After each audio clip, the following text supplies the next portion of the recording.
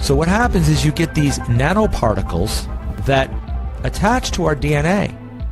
And when they do, they act as receivers. I'm here to tell you, ladies and gentlemen, not a month goes by where I don't get a call at my institute by someone telling me that someone in the government implanted these things in their brain without them knowing. I'm not kidding. Out of disclosure, some of the work that I'm doing here today is funded by the Lawrence Livermore National Laboratories. I'm also funded by the European Union Human Brain Project, specifically the Sub-Project 12, where I'm a task leader for dual-use brain science. And I've also done some ongoing work with the Strategic Multi-Level Assessment crew over the past 10 years at the Pentagon, at Dr. Kabayan's group, and with DARPA. Military agenda is interested in the potential weaponization and misuse of the brain sciences for nefarious agenda, for political intelligence and military use. The Human Genome Project was carried out at the Lawrence Berkeley National Lab, where I was a staff scientist for 5 years. The DNA is what they're using, what they're focusing on, and what they're weaponizing to completely control us. And this is a completely new technology that, like the Morgellons, is light-based. It's like building a little computer by using these single units DNA is built out of. So what happens is you get these nanoparticles that attach to our DNA. And when they do, they act as receivers. If you're not aware what nanoparticulate matter is, it's that matter which exists on a scale of 1 × 10⁹ Very, very small. Smaller than a cell. The idea here is to be able to read and write into the brain function in real time, remotely. There are those that think, wait a minute. The last sanctified space is that of my consciousness, and you're using this stuff to invade that? You're right. The brain sciences are currently being used in such endeavors, not only domestically but worldwide. What has gone from the drawing board to the reality is this: the use of neural interfacing and physiological interfacing through the idea of remote-controlled small-scale systems to create a nanoswarm of biopenetrable materials that you cannot see, that can penetrate all but the most robust biochemical filters, that are able to integrate themselves through a variety of membranes, mucous membranes, and wherever, mouth, nose, ears, eyes, and they can be done in such a level that their presence is almost impossible to detect, and as such, the attribution becomes exceedingly difficult to demonstrate. The idea here is to be able to read and write into the brain function in real time, remotely. What we know about Google is that they are doing DNA surveys from space. And of course, they're being joined by Lawrence Livermore National Labs. They have, get this, high-fidelity neural recordings. They're trying to do everything they can to map and to record your memory. It's not enough for them to record all of our metadata, not enough for them to record all of our phone conversations. As the former head of the NSA said, he said they want total population control. That's how you do it with these brain projects. So what happens is you get these nanoparticles that attach to our DNA. And when they do, they act as receivers. The DNA has a unique frequency and signal. That is what they're using, what they're focusing on, and what they're weaponizing to completely control us. And although it may not be that the sky is falling yet, folks, it looks like rain. Bring an umbrella. That said, what's going to rain down? Take a look. This is the front of my pen. This amount of nanomaterial, if be able to maintain and sustain with regard to its deliverability and aerosolization, could in fact affect all of you. The nanotechnology and the biotechnology filters down from the hydrosphere into the water supply and the food chain. And now every American, all 318 million Americans are infected. It can be activated, the nanotechnology, from thousands of miles away using a process called directed energy flashing photons. Okay, they illumine the brain of the victim with photons that read the return training signal. That's how the technology can be activated in a specific target's brain. And it seems to be on a grid system. So they're doing a survey from space, and they went down the west coast of South America and then came up the east coast, and now they're in Southeast Asia. At the time of initial reports on the program, there were only 62 country-level simulations being run by the U.S. Department of Defense. These simulations grouped humans into composites, with 100 individuals acting as a single node. But already at that time, the U.S. Army had used the systems to create a one-to-one level simulation of potential Army recruits. It's the stuff of a Hollywood movie, but a group of veterans has filed a lawsuit against the CIA and U.S. Army claiming that the government planted remote-controlled devices in their brains. The claims relate to a government program at the U.S. Army's Edgewood Arsenal in Maryland. And the Sentient World Simulation, SWS, went live in 2007, which represents every person on the planet within this computer matrix as a node, and every node is given an avatar, an identifier. And that is real-time, 24/7 monitoring of every person on the planet. This is primarily, but not exclusively, facilitated by the adiabatic quantum computers produced by D-Wave Corporation. It comes down to a kind of system that resembles old-fashioned telephone system.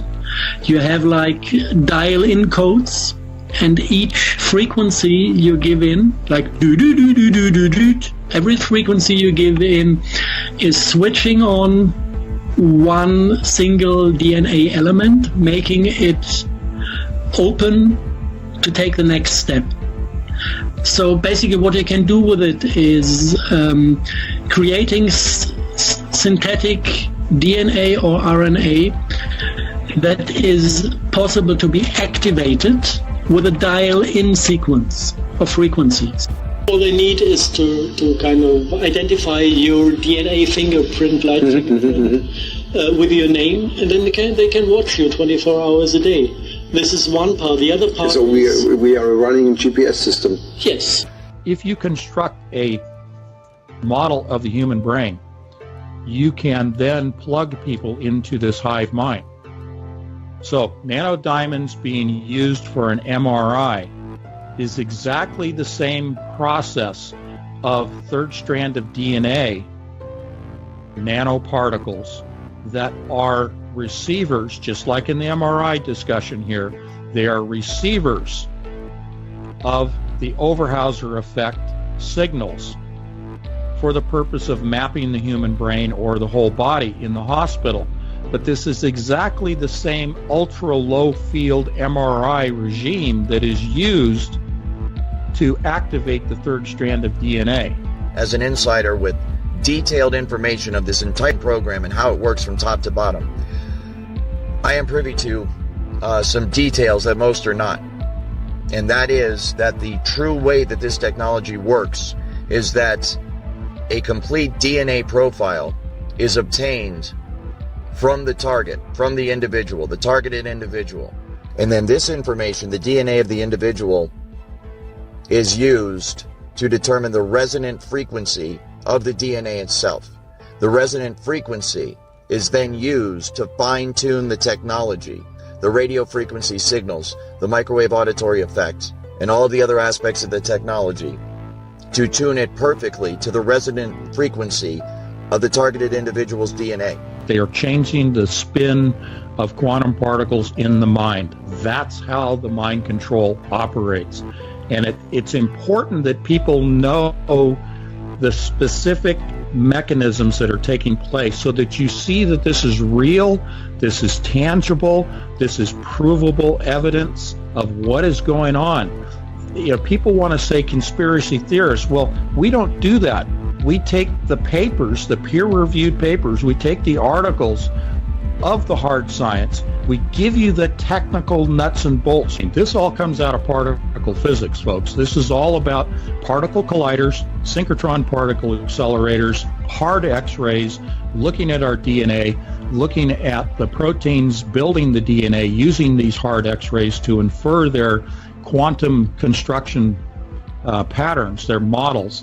They do all of this in computer software, and now they're applying that same DNA process to the minds in order to, down at that, tubulin dimer level, be able to model exactly the electrical pathways, the electron flow within our human brains, from neuron to neuron, across synapse connections, all of those things across the dendrites, everything is being modeled biologically. The researchers decided to create a quantum version of a neural network using an approach known as variation quantum eigensolver, VQE, whereby instead of programming each computer in traditional bits, you have a single binary value of 0 or 1. The computers are trained to model quantum data using quantum bits or qubits that can be in superposition, so each qubit can have the value of 1 and 0 at the same time. The Manhattan Project gave us the atomic bomb. The Genome Project gave us the human genome. The third great initiative could be the Connectome Project, to map the entire human brain. And that may take a quantum computer. Understand that carbon is a conductive medium, so it can both send and receive signals. And that is exactly why the microtubules of our brains are composed of these Buckminster-Fullerene microtubules, is because they absorb signals, electromagnetic signals, and they transmit them, and that includes photons.